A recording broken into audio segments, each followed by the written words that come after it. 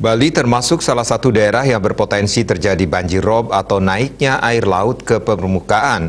Hal ini dampak dari fase bulan baru yang bersamaan dengan perigi atau jarak bulan ke bumi. Selain Bali, wilayah lain yang juga berpotensi dilanda banjir rob diantaranya Aceh, Sumatera Utara, DKI Jakarta, Jawa Timur, NTT, dan Maluku. Guswanto Deputi Bidang Meteorologi BMKG menjelaskan akibat perigi ini terjadi peningkatan pasang air laut secara maksimum yang lebih signifikan. Berdasarkan pantauan data water level dan prediksi pasang surut, banjir rob diprediksi akan terjadi di beberapa wilayah Indonesia pada tanggal 2-9 Desember 2021.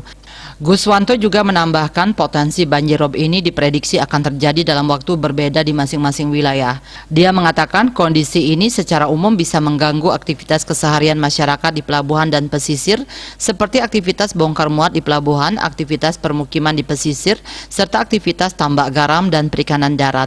Masyarakat diimbau selalu siaga dan waspada untuk mengantisipasi dampak pasang maksimum air laut, serta memperhatikan update informasi cuaca maritim dari BMKG.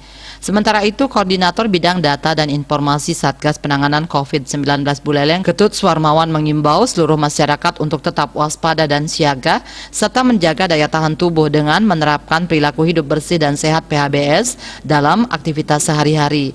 Dengan curah hujan yang begitu tinggi akibat fenomena La Nina, mengakibatkan beberapa titik di Buleleng tertimpa bencana alam. Pemerintah Kabupaten Buleleng secara sigap merespon dampak itu, baik dalam hal tindakan penanganan lokasi pasca bencana dan pemberian bantuan.